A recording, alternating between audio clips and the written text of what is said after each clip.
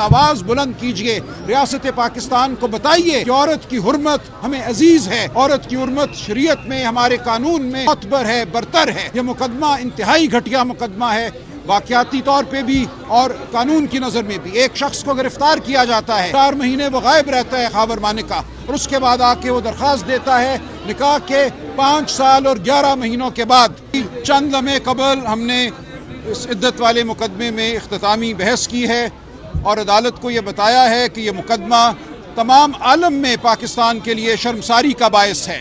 سیاست کو اس سطح پہ کبھی نہیں آنا چاہیے کہ آپ اپنے سیاسی حریف کے گھر میں جھانکیں، آپ ماہواریاں گننے کی کوشش کریں۔ یہاں درخواست دی گئی کہ ایک میڈیکل کمیشن بنایا جائے جو 2018 کی ماہواریوں کی چھان بین کرے۔ میں کہتا ہوں یہ افسوس کا مقام ہے، یہ انتہائی افسوس کا مقام ہے، اور اب یہ معاملہ عدالت کے ہاتھ میں ہے۔ ہم نے سپریم کورٹ کے حوالے دیے، قانون عدالت کے سامنے رکھا۔ یہ بات بالکل واضح ہے کہ شریعت میں ہمارے سپریم کورٹ کے فیصلوں کے مطابق عورت کا کہنا اس کے جسم کے حوالے سے، اس کی ذات کے حوالے سے حتمی ہے۔ کوئی اور اس میں جھانک نہیں سکتا۔ اگر یہ کہہ دیا گیا کہ معاملات تمام ہو چکے تھے، عدت کی مدت گزر چکی تھی، جو ہمارے سپریم کورٹ نے مدت رکھی ہے اس سے زیادہ وقت گزر چکا تھا، تو کسی کو حق نہیں ہے کہ وہ اس کو جھٹلائے۔ یہ مقدمہ کبھی بننا ہی نہیں چاہیے تھا، اس مقدمے کو کبھی چلنا ہی نہیں چاہیے تھا۔ ہم پاکستان کی تمام عورتوں کی عزت کے لیے یہاں کھڑے ہیں، ہم کھڑے ہیں پاکستان میں چادر اور 4 دیواری کے تقدس کے لیے۔ ہم آپ سے، پوری قوم سے یہ التجا کرتے ہیں کہ اس مقدمے کے ساتھ ہمارا ساتھ دیجئے، اپنی آواز بلند کیجئے، ریاست پاکستان کو بتائیے کہ عورت کی حرمت ہمیں عزیز ہے، عورت کی حرمت شریعت میں ہمارے قانون میں معتبر ہے، برتر ہے۔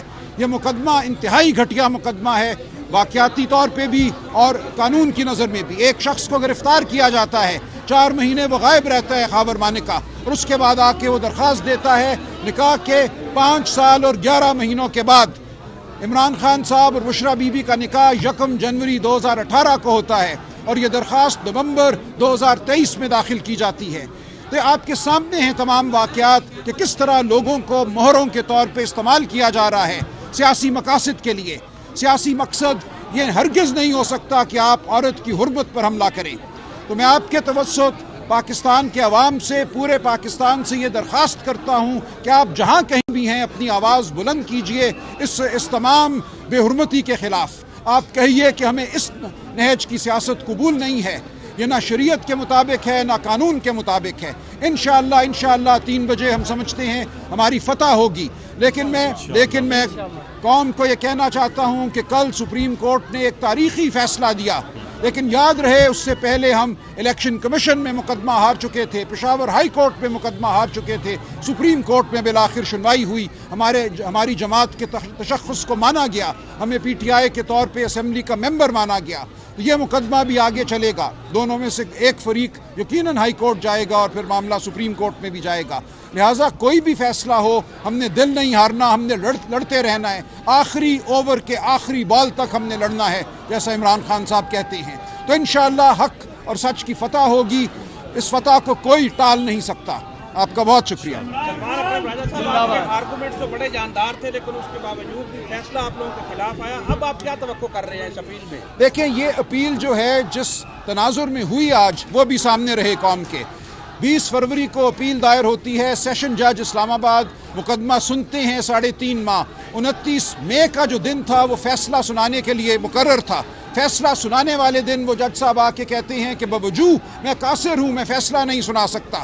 تو قوم فیصلہ کرے کہ ان جج صاحبان پر یا ان جج صاحب پر کیا دباؤ تھا کہ 29 مئی کو وہ فیصلہ نہ سنا سکے۔ پھر مقدمہ ان سے چھین کر، ان سے لے کر ان جج صاحب کو بالخصوص دیا جاتا ہے۔ ان جج صاحب نے مجھ سے پوچھا کہ کیا آپ کو مجھ پر اعتبار ہے؟ میں نے کہا میں منتظر ہوں اعتبار کا، دیکھیں گے ہم کیا ہوتا ہے۔ لہٰذا جس تناظر میں، جس سیاق و سباق میں یہ مقدمہ اس عدالت میں آیا، وہ ہمارے لیے تشویشناک ہے، لیکن اس کے باوجود ہم نے قانون اور آئین اور واقعات کے مطابق مقدمہ لڑا، پروفیشنلی مقدمہ لڑا۔ ہم توقع کرتے ہیں کہ فیصلہ بھی قانون اور آئین کے مطابق آئے گا، واقعات کے مطابق آئے گا، لیکن فیصلہ اگر اس سے ہٹ کر آتا ہے تو ہم ہائی کورٹ جائیں گے، ہم سپریم کورٹ جائیں گے، ہم انشاءاللہ کامیاب ہوں گے، فتح ہماری ہے، کیونکہ ہم حق اور سچ پہ کھڑے ہیں۔